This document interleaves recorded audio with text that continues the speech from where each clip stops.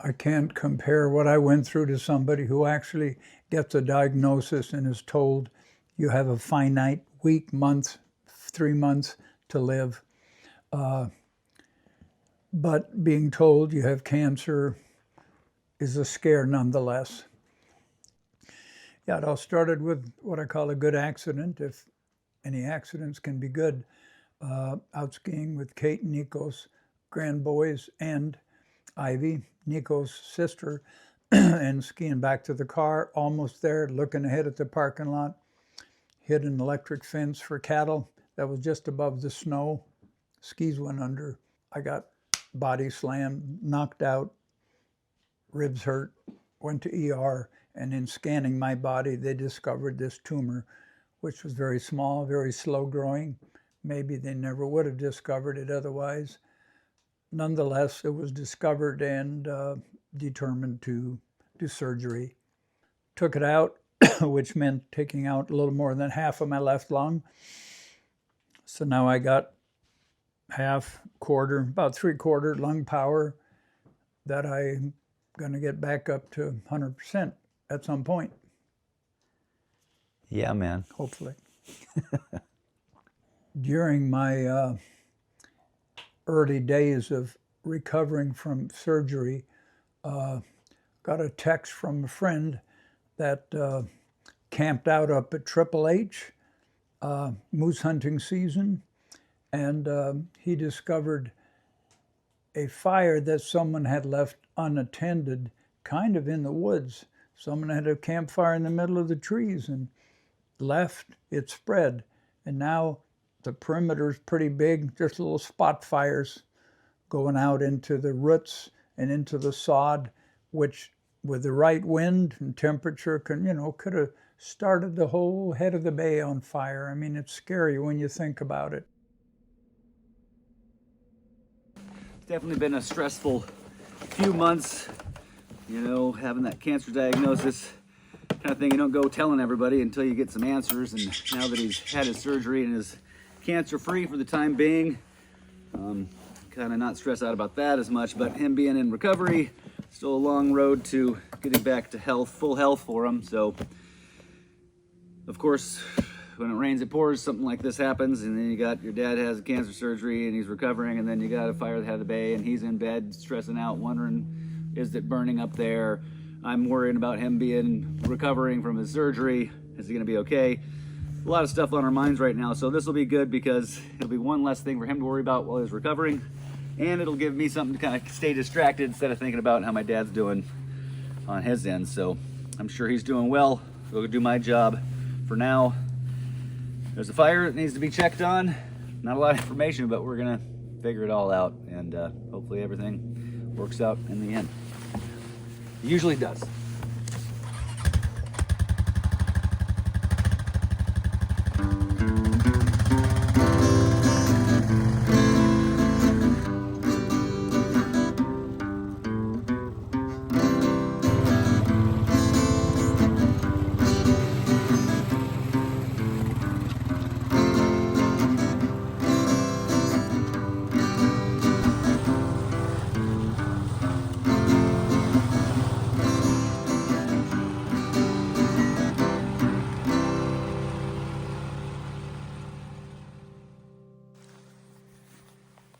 Okay, made it this far.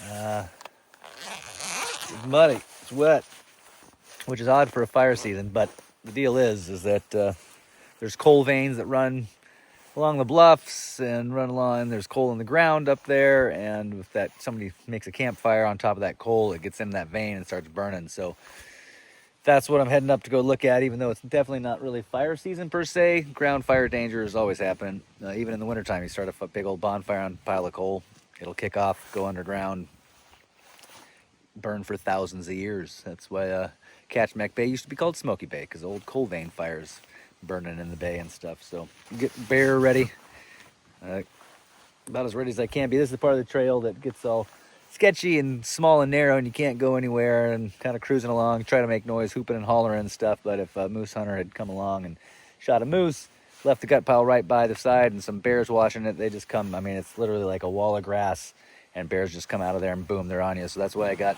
my old hand cannon here, the 44 mag, Bruce Willard's old pistol actually, that he gave my dad. And I'm backing it up with a little 357 Magnum on my hip, because if something goes wrong and you get on the ground, the bear's on top of you, put that thing right up into there and pull the trigger as many times as you can. And we're not thinking about that right now. We're gonna go check fire. But hope you can hear me okay. Audio's a little off today. I'm just kind of trying to go as fast as I can to get up there, but I'm gonna keep you posted as we get along the way. Anything pops up, and I'm curious to go see what's going down up there. Hopefully there ain't any horrible fire dangers, and the cabin's safe and everything's good to go. So we'll see. Here we go.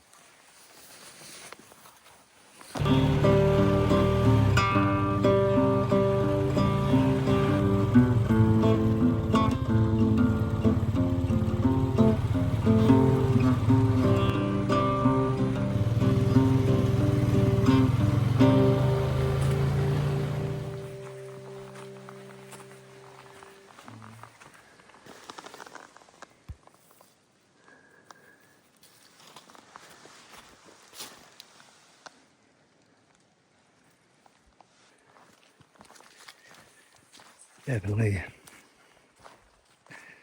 see some signs of hunters up on the private property. It's just a bummer. People disrespect private property, you know. In the middle of nowhere.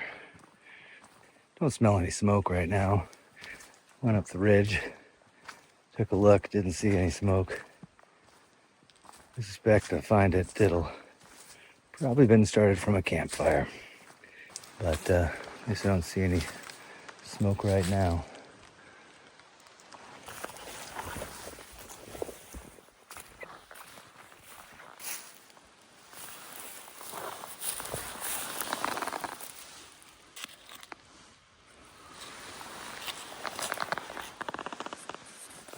I didn't eat no chocolate bar. I sure as hell didn't leave any litter on the ground.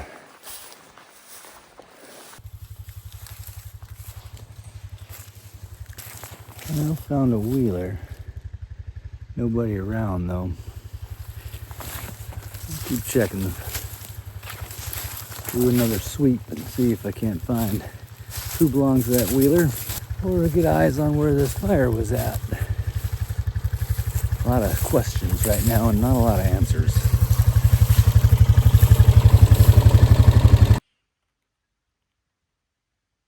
Didn't get a good vibe out there. But no major forest fire, no ground fire, rampant and out of control, contained.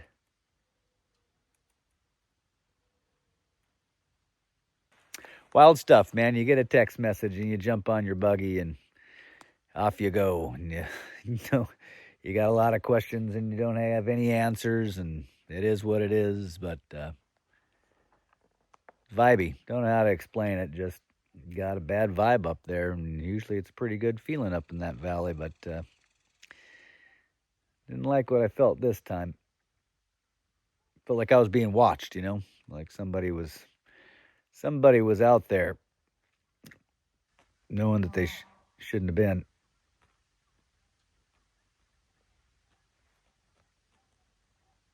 There's stuff out there everywhere. All right, it's time to get.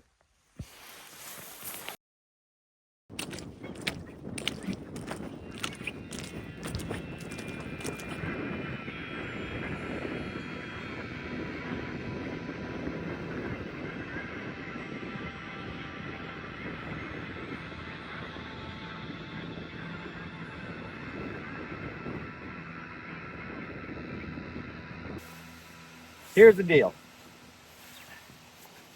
It's days later. On my way out, I ran into some hunters. And they said, oh yeah, we saw the fire and we got it under control and put it out. We don't know who started it. And they were just kind of, I don't know.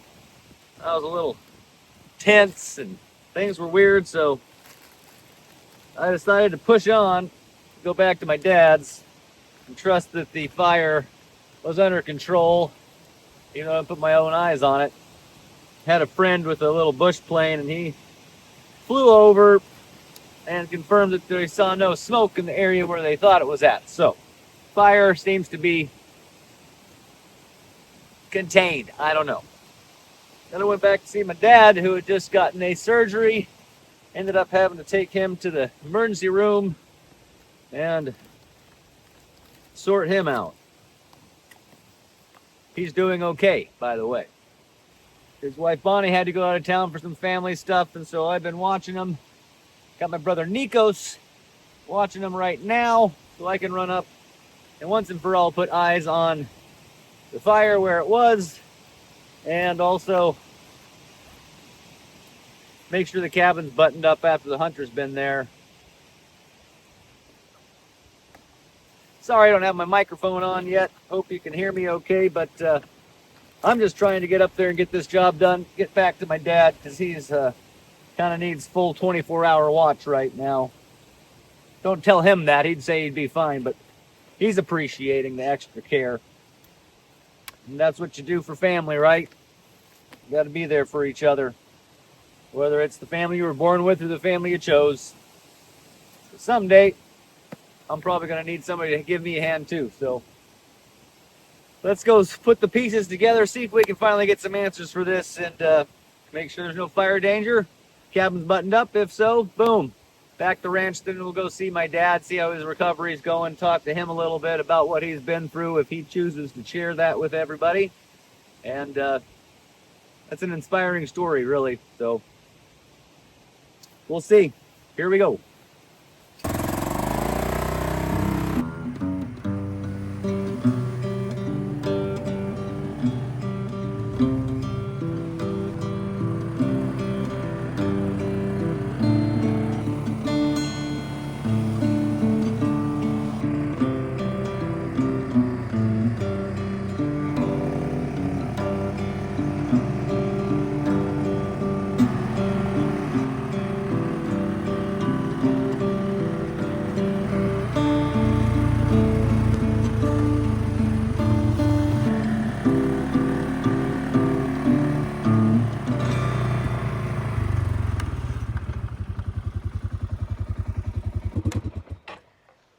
Whew.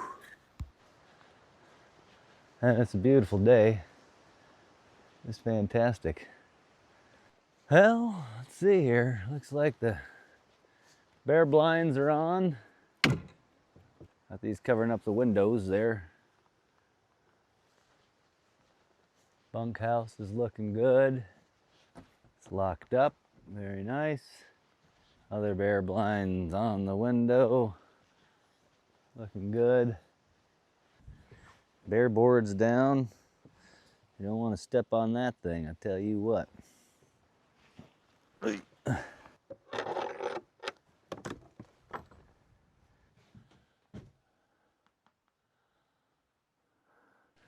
Looks in order to me. Cabin is good, secure. Somebody stayed here, they did a good job, kept it clean. Left firewood, swept up. A little bit of water left still, but well, I'm gonna have a little snack here real quick and then go for a hike up the hill. I'll be hiking from the bottom of it down there and then go all the way up the ridge and then back down the other side. And there's a saddle in the ridge that is supposedly where it happened. So snacky time. I got so many questions. I mean, the ranch is looking nice. Obviously, fire didn't come down here, but yeah, I went up the ridge kind of to the top last time I was here and didn't really understand where the fire was supposed to be. Looked around in the flats. I thought it was going to be down here, kind of around the cabin area, but didn't see anything. Hiked up the ridge to look down and see if I saw smoke. Didn't know that the fire was actually further up the ridge. Time to go get some answers.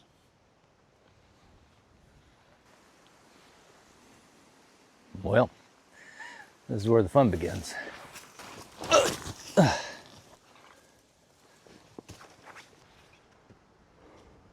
long way to go. Snow's coming down the mountains though. You can see it out there. It's coming.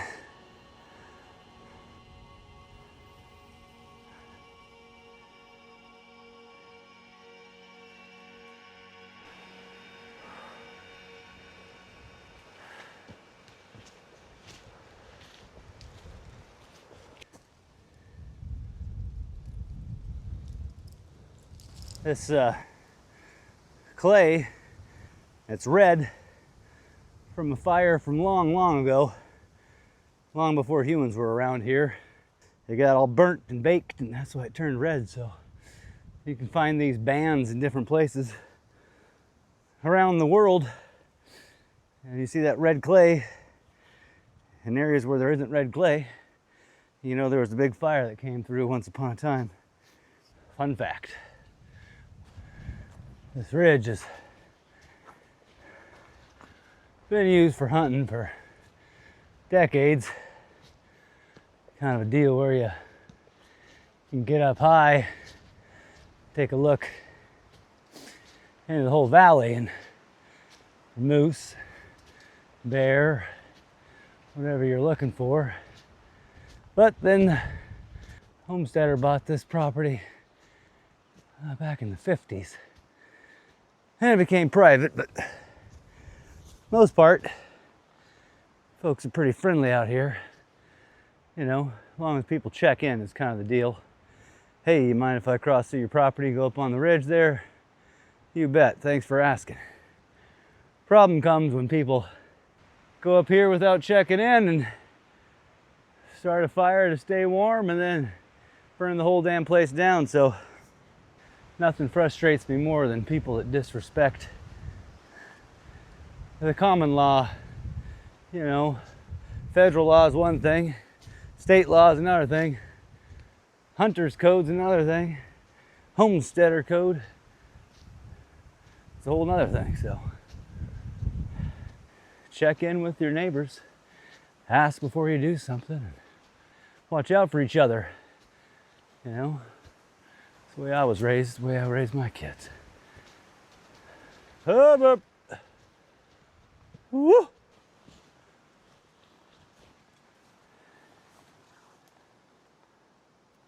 Looks like some trail work was done here.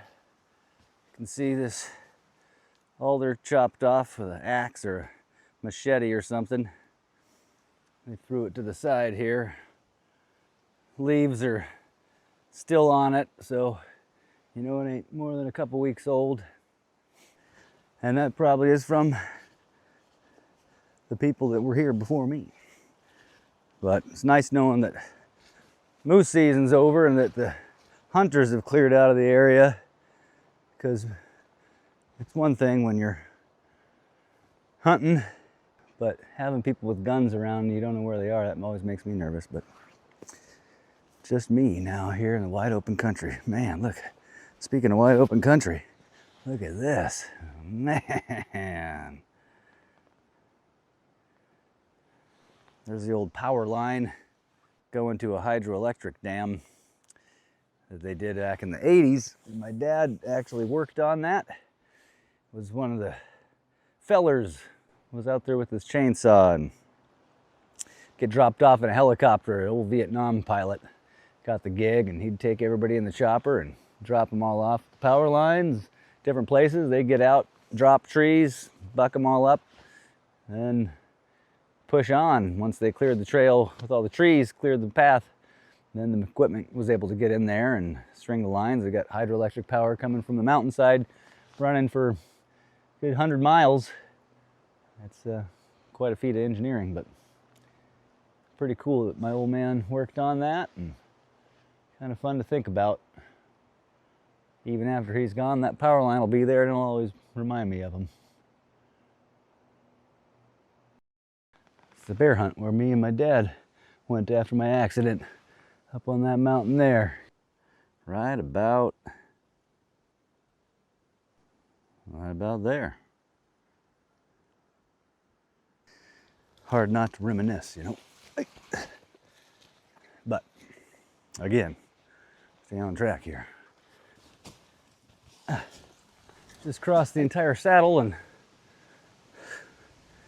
No fire sign, which is a little odd. It's been a week, you know, and it's fall, so all these leaves are falling and covering up the ground and stuff.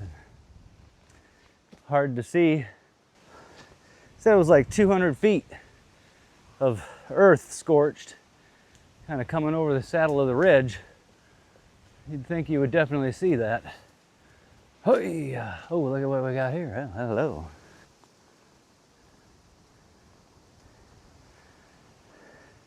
High bush cranberries. Thing of beauty. At least I'm not going to die of scurvy on the trip. Ow! Them are tart. Yeah, burp. You know who else loves to have high bush cranberries? Hey, burp. Just going right through this patch of them. It's just gorgeous, though.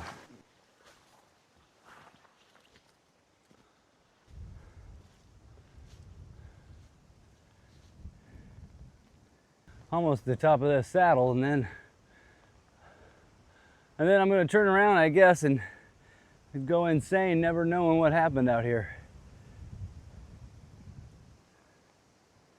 Wait a minute.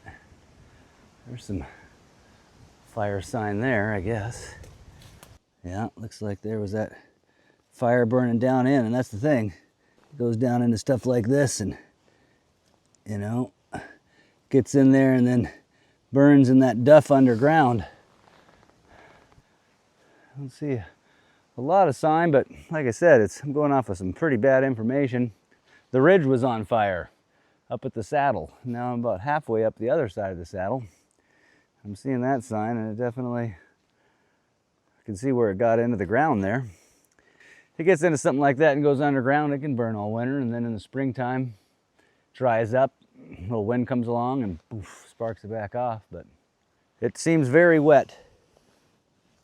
But then you can see right here it's dry, you know. On one of those things where it's wet on the first couple inches and then it dries out. I mean, look at how fine this dust, rotten wood powder is, you know. Push on just a little bit further just to double check. Oh, man, it's a big old cranberry patch. Tell you what, if I was berry picking, I'd be into money now. I got enough cranberries though. I got the cranberries, I got the blueberries. I got the dwarf blueberries, the high bush, the low bush. Oh, I'm not seeing any more sign. Just a little further, that old trick. Just a little further. It's amazing how the bears will eat anything. Hell, they break into a cabin and they drink all your motor oil. And somehow, there's just all these high bush cranberries. They don't ever seem to really like them. They're like, oh, it's too sour. They're like they're not into the sour thing. They like the sweet, I guess. There's got to be some bear out there that's like, oh, I love that sour berry. Them are good. They give you big poops. Put on the pounds for the winter. So there's a bunch in here. I mean, it's thick. I mean, look at that. That's ridiculous. Look at that. Yeah. Okay, Kilcher, push on a little farther. A little farther. Oh, now hold on. Oh, okay. Oh, yeah, that is what I was afraid of. Holy cow. Whoa. Whoa. Look at this. Look at that. Yeah. Wow. Wow. Okay. Okay. This makes more sense.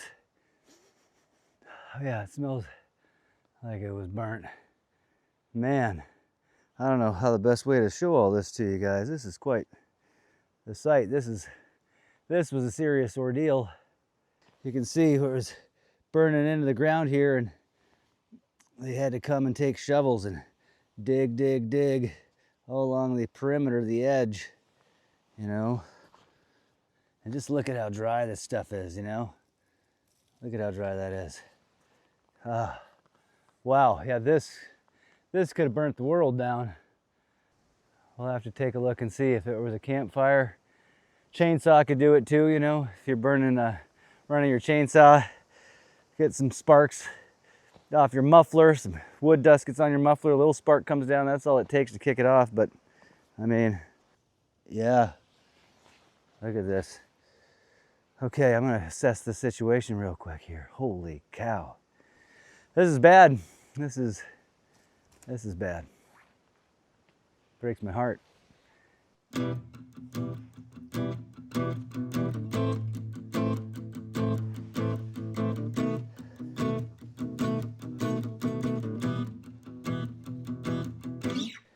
Here, you can see the hunter stand.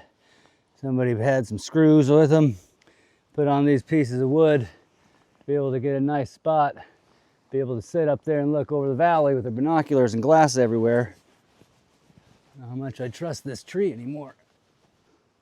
I mean, I'm a brave guy, but I've been in enough accidents to know going up there probably ain't the best idea. And now that its ground is disturbed, this is now kind of a landslide danger zone here because all this topsoil is removed and the duff's been burnt down. It's on this. Hey, oh, yeah, failed right over. Yikes, it was just the tripod, not me. I thought the whole world was falling though. The thing started to fall, felt like I was falling, the tree was falling, everything was falling. So, all right, it's time to at least come off the edge of this. It does seem like the fire is contained. Definitely want to come back and check on it in the springtime. Even in the wintertime when it snows a couple inches is a good time because you can come up here and if you see any warm spots in this, where the snow's melted out, you know there's a hot spot underneath of that. So come back up here and work this area a little bit more now that I finally put eyes on it. And this definitely was a huge F up for somebody. There ain't gonna be nowhere to hunt if you burn the whole world down. You know, and who knows? I mean, this is a fresh cut here, and this is kind of the top of the fire, and then it looks like it kind of burnt downhill from here. So there's a good chance that this tree right here was the one that got cut, and a chainsaw could have sparked that off, dropped a little coal off of the muffler right here, boom, and then the wind coming down the ridge that day could have pushed this fire down like that. So obviously, a fire expert might be able to get a better assessment of what started the fire, but the main thing I'm concerned about is that the fire is contained. So you can see plenty of country. And for that matter, sitting up here watching a moose, my only thought is the only advantage of doing that is if you're hunting illegally with walkie-talkies, which you're not allowed to have. You're not allowed to communicate with walkie-talkies, and my bet is that somebody's up here on the ridge with walkie-talkies, and then there's some other few people down in the valley down there, and then somebody spots one with a walkie-talkie up here, jumps on, boom, yep, over there to the left, another quarter mile in that drainage, and they're directing the hunter towards the moose, and that is illegal in the state of Alaska. You are not allowed to communicate with radios during a hunt. You can carry a radio for emergency use. If you're not hunting, obviously you can use radios, but you are not allowed to guide hunters with any kind of communication devices like that. So that kind of gets me fired up too. Making mistakes ain't the bad part. We all make mistakes. The bad part is when you try to cover it up and deny it.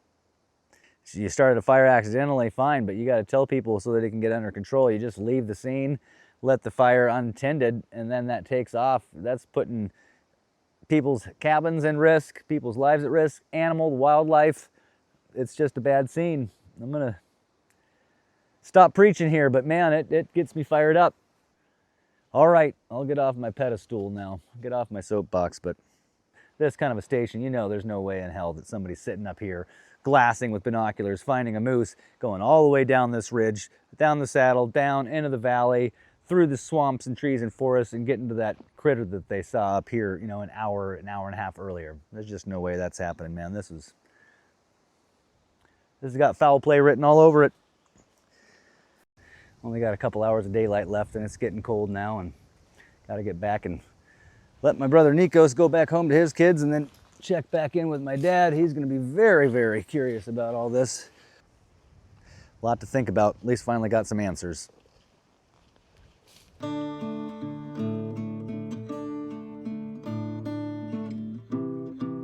Well, I've been thinking about how to turn this into a positive kind of educational, sharing information incident. You can get angry, like you said, at the people that were so stupid to build a fire in the middle of the woods. Be angry at those people that cut those trees down initially and made such a mess. But heck, they might be friends of mine, or kids or grandkids are friends of mine. How to be tolerant. Say, yeah, have fires ever gotten away from me? Yeah. Have I ever done kind of silly things? Yeah, we all do. And how to somehow not put the word out, I'm looking for the SOB that built a fire up there, because I can find out from the neighbors up there kind of who might have been, do some investigation. But rather, just say, hey, this is what happened. Be careful, guys. There's always been people that have been more careful, less careful. So this process of living in nature, living with other people, educating, sharing information without wanting to go and clobber them. I think that's an ongoing issue we'll always have, people living together. You get me started on this, I might be here all day. A basket I'm making for a friend, little decorated with little vertebrae, necklace I made from the Fox cabin that we rebuilt. A bunch of spoons that have been carved by rocks. The rocks grow in these roots. The roots grow around the rocks. Just odds and ends of things I'm doing. A spoon that I'm carving using coals from the fire. Blow the coals, keep them burning. And just love how all of these stacked together again. It was just a piece of birch firewood, going to turn into spoons. The last group of veterans I took up to the head of the bay, we had a beautiful moment by the Fox River. I would tap into these fellow veterans when I was feeling down, and necklaces I made out of various horse teeth, bear claws. This is probably the most beautiful thing I've made. It's got silver holding these beautiful feathers, which are horse teeth. This is the frog of the horse's hoof. A slice, this is a slice of the horse hoof, bone.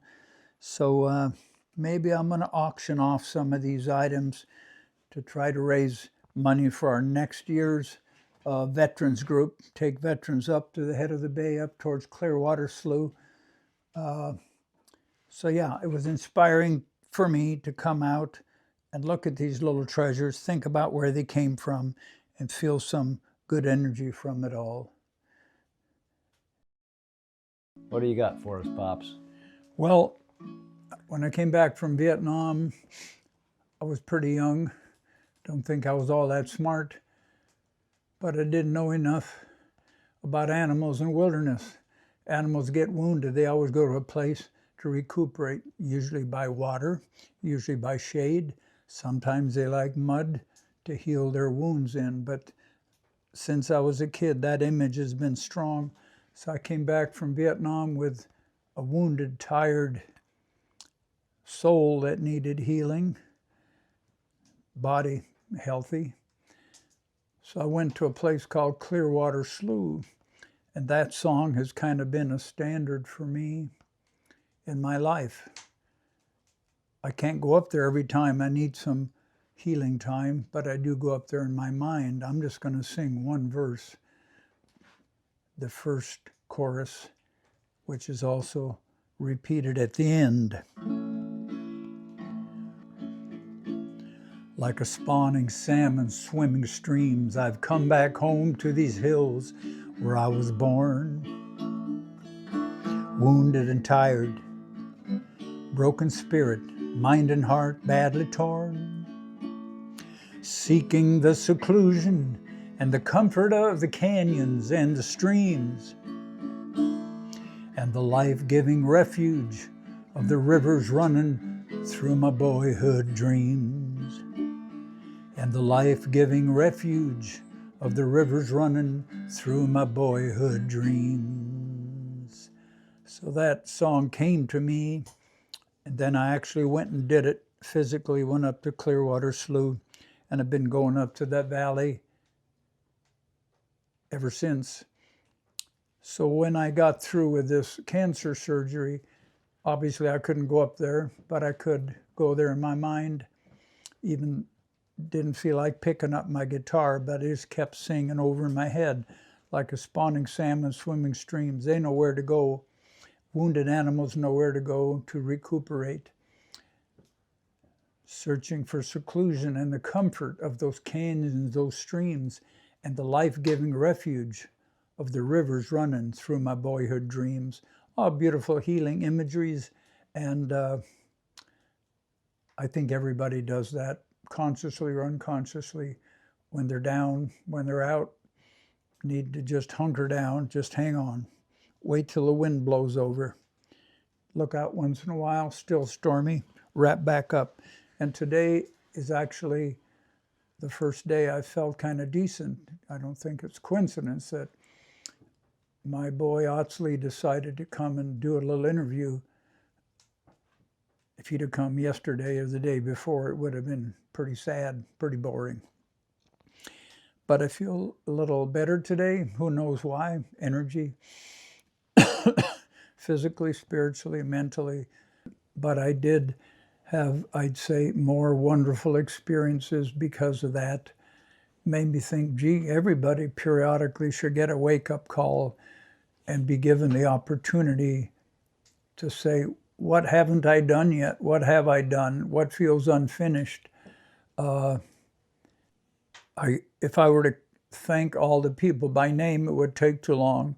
But I do want to thank all those people, from well wishes to prayers to bringing food, homemade dinners, moose bone broth, chicken soup, homemade bread, on and on, homemade ice cream, vegetables from the gardens, all those things nourish the body, nourish the soul.